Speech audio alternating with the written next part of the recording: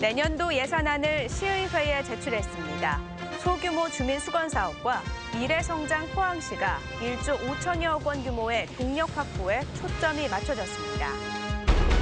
울릉도 여객선 노선이 2년 전부터 독점에서 경쟁체제로 바뀌었지만 선사들은 이용객 편의는 뒷전이고 법정 영리 다툼만 벌이고 있습니다. 경북소프트웨어 융합지원센터가 2년간의 사업 성과를 바탕으로 기술 상용화를 확대하고 있습니다. 네, 시청자 여러분 안녕하십니까? 포항MBC 뉴스데스크입니다. 포항시 내년도 예산안이 1조 5,700여억 원으로 확정돼 의회에 제출됐습니다. 올해보다 11%쯤 늘어났는데 소규모 주민 수건 사업과 미래 성장 동력 확보에 초점이 맞춰졌습니다. 보도에 김철승 기자입니다. 포항시가 내년도 예산안을 확정해 시의회에 제출했습니다. 내년도 예산은 1조 5,700여억 원으로 올해보다 10.9% 1,500여억 원이 늘어났습니다. 내년 예산의 특징은 주민수건 사업 해결과 미래 성장 동력 확보, 재난과 환경오염 예산의 증액을 꼽을 수 있습니다. 도시계획도로와 마을 안길 등 주민수건 사업 예산이 680억 원에서 1,000억 원으로 늘어났고 일자리 창출 예산도 412억 원에서 447억 원으로 증액 편성됐습니다. 성장 동력 확보를 위해 가속기 기반 신약 개발 프로젝트와 기본 계획 수립, 그리고 영일만 3사 단지 조성에도 예산이 집중 배정됐습니다.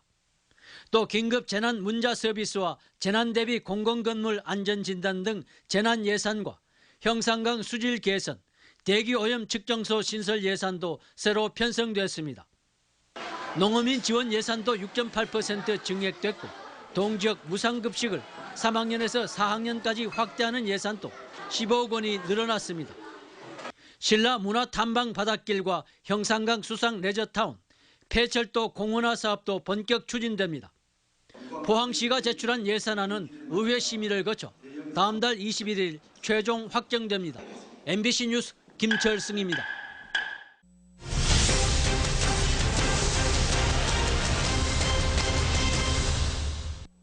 독점으로 운영되어온 울릉도 여객선이 2년 전부터 비로소 경쟁체제가 되었습니다. 그런데 막상 복수 노선 시대를 맞고 보니 선사들은 주민이나 관광객 편의는 뒷전이고 영리를 위한 법적 다툼만 벌이고 있습니다. 김기영 기자가 보도합니다. 울릉도로 가는 뱃길은 4곳, 여객선은 7척에 이릅니다.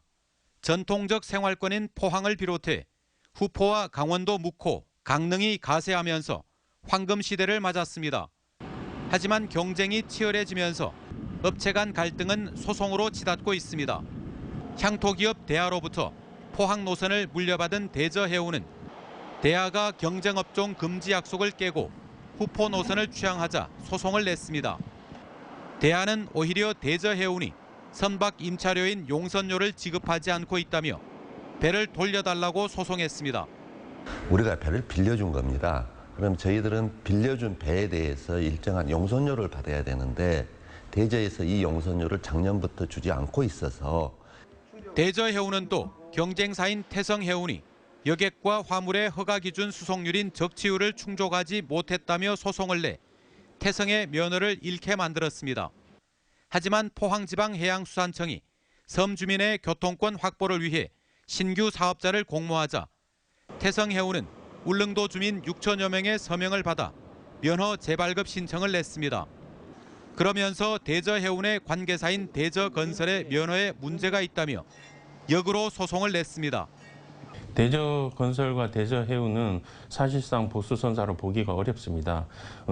손님이 부족하거나 날씨가 나쁠 경우에 한 척의 배만 운항할 경우가 생기기 때문에. 대저건설도 곧바로 반격했습니다. 대저건설이 면허를 받은 지 1년도 안 돼 태성해운이 사업자 신청을 하도록 공고를 낸 것은 잘못이라며 해양수산청을 상대로 공고 취소 소송을 낸 겁니다. 물고 물리는 소송의 연속입니다. 지금 공고 내용으로 봐서는 사전에 다 내정이 된 다음에 공고를 한 걸로 이렇게 보여집니다. 이 과정에서 해양수산청도 내홍을 겪고 있습니다. 아직 새 사업자를 선정하면 안 된다는 실무진과 법원 결정도 난 만큼 문제가 없다는 청장의 의견이 대립하고 있습니다. 이 추가 공모는 결국은 울릉도 도시민 교통권 확보 측면에서 추진이 된 거지 특정 업체를 특혜나 이런 측면에서 한 건 절대 아닙니다. 세월호 사고 이후 선사들은 복수 경쟁 체제 하에서의 서비스 경쟁을 약속하고 사업에 뛰어들었습니다. 하지만 강릉과 묵호, 후포 노선은 관광 비수기인 이달부터 내년 봄까지 배를 띄우지 않습니다. 면허를 받을 때의 다짐보다 수익이 우선입니다. 배 출항 여부도 알려주지 않아 이른 아침 터미널에 와서 발길을 되돌리는 관광객은 허탈하기만 합니다. 어제 내려왔는데 지금 현재 시간이 7시 좀 넘는 상황이지 않습니까? 이제 결항된 거를 알게 됐어요. 전혀 아무런 안내도 없고. 현재 두 척인 포항 울릉 간 여객선이 조만간 세 척으로 늘어날 수도 있습니다. 하지만 여객선 숫자보다 겨울에 발이 묶이지 않는 전천후 여객선이 더욱 절실합니다. MBC 뉴스 김기영입니다. 동해안 대표 어종인 대게와 오징어 생산량이 해마다 크게 줄고 있습니다. 경북 동해안에서 잡은 오징어는 지난 2009년 9만 2천여 톤으로 정점을 찍은 뒤 매년 줄어 지난해 5만 4천여 톤으로 41% 감소했고 대게는 지난 2007년 4,100여 톤에서 지난해 1,600여 톤으로 61%나 줄었습니다. 경상북도는 어획 감소의 원인으로 오징어의 경우 수온이 변화하고 중국 어선이 북한 수역에서 마구잡이 조업을 한 것이 대게는 암컷 대게와 어린 대게 불법 포획으로 분석했습니다. 동해의 기상 악화로 북한 수역에서 조업하던 중국 어선 200여 척이 올 들어 세 번째 울릉도 연안에 피항했습니다. 최수일 울릉군수는 어업 지도선을 타고 현장에 나가 중국 어민들에게 폐어구나 폐유를 몰래 버리지 말고 해제 케이블 등 시설물이 파손되지 않도록 주의해 줄 것을 당부했습니다. 북한 수역에서 조업하는 중국 어선은 모두 400여 척으로 추산되는데 풍랑주의보가 내려지자 200여 척이 한꺼번에 울릉도 해역으로 남하해 폐유를 투기하는 등 울릉도에 크고 작은 피해를 입혀 골칫거리가 되고 있습니다. 지역에서도 기존 산업에 정보통신 기술을 융합한 4차 산업이 시작됐습니다. 경북 소프트웨어 융합지원센터는 지난 2년 동안 사업 성과를 바탕으로 기술 상용화 등을 확대하기로 했습니다. 임재국 기자가 보도합니다. 특수 정밀 제어 계측기를 생산하는 포항 테크노파크 입주업체입니다. 끊임없는 연구 개발과 장비 국산화 등으로 창업한 지 10년 만에 선두 기업이 됐습니다. 경북 소프트웨어 융합센터의 각종 지원도 기업 성장에 한 몫을 했습니다. 상품화하기, 개발하기에 비용이 많이 드는데 그 비용을 소프트웨어 융합센터에서 지원해 줌으로써 저희들이 시제품 제작하는 데 아주 많이 도움이 되었습니다. 경북 소프트웨어 융합센터는 이 기업을 비롯해 49개 기업을 대상으로 기술 지원과 공동 과제를 시행하고 있습니다. 특히 지난해 46억 원을 지원해 매출이 29% 이상 늘었고 직간접 고용 인원도 500명을 넘었습니다. 연구개발비 지원을 받는 게 크고요. 기술 교류 세미나를 통한 기업체들 간의 이런 IoT 기업체들 간의 정보 공유 이런 부분들이 굉장히 많은 도움이 되고 있습니다. 그동안 성과를 바탕으로 경북 소프트웨어 융합센터는 내년에 연구개발 과제와 신규 고용, 창업을 2배 정도 늘리기로 했습니다. 제품에 대한 상용화를 특별히 지원을 해서 실제로 그분들이 제작한 어떤 여러 가지 기술력을 제품화해서 우리 사회에 보급하는 어떤 그런 역할을 하려고 합니다. 소프트웨어 융합 사업이 어느 정도 성과를 내면서 지역의 새로운 성장 동력이 될 수 있을지 기대를 모으고 있습니다. MBC 뉴스 임재욱입니다. 충북과 전남, 경기도 오리 농장에서 조류 인플루엔자 AI가 발생하면서 경북 도내 시군과 축산농가도 AI 차단에 비상이 걸렸습니다. 현재 충청북도에서 3개 농가의 오리가 AI 양성 판정을 받고 의심 농가가 있다는 데 이어 전남에서도 AI 확정 농가가 발생하는 등 확산 기미를 보이고 있습니다. 이번에 발생한 AI는 확산 속도가 빠른 H5N6형 바이러스로 보고되면서 경상북도는 내년 5월 말까지를 AI 특별 방역 대체 기간으로 정해 총력 방제에 나섰고 축산농가도 소독과 임상 예찰 등 자체 관리와 방역을 강화하고 있습니다. 포항시가 장기 미집행 도시계획시설 대지보상 매수 청구 제도를 운영하고 있는 가운데 내년 1월부터 3월까지 집행계획을 수립해 민원 해결에 나서기로 했습니다.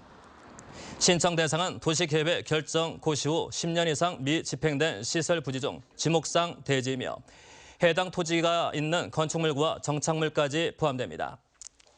접수된 도시계획시설 토지는 보상 매수 청구일로부터 6개월 이내에 매수 여부가 결정되고 매수 결정일로부터 2년 이내에 보상됩니다. 가을이 막바지에 접어들었습니다. 이제 본격적인 겨울 채비하셔야겠는데요. 오늘 낮부터 점점 추워지더니 목요일에는 영하권까지 떨어질 전망입니다. 송혜림 기상캐스터입니다. 겨울의 두 번째 절기 소설입니다. 소설은 첫눈이 내린다는 의미를 지니고 있는데요. 절기에 맞추기라도 하듯 내일 울진과 영덕에서는 오전에 비나 눈이 오겠습니다. 포항에도 비가 오겠는데요. 울릉도 독도 지역도 비나 눈이 내리면서 주의가 필요하겠습니다. 비가 그친 후 날은 맑아지겠지만 현재 찬 공기가 몰려오면서 굉장히 추워지고 있습니다. 오늘보다 기온은 더 떨어질 전망인데요.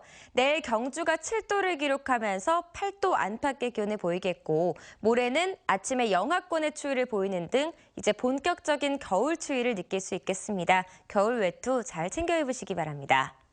동해 전해상에 풍랑주의보가 발효 중인 가운데 내일도 바다의 물결은 최고 5m로 매우 높게 일겠습니다. 해안가에서도 높은 파도 주의하셔야겠습니다. 자세한 내일 날씨 알아보겠습니다.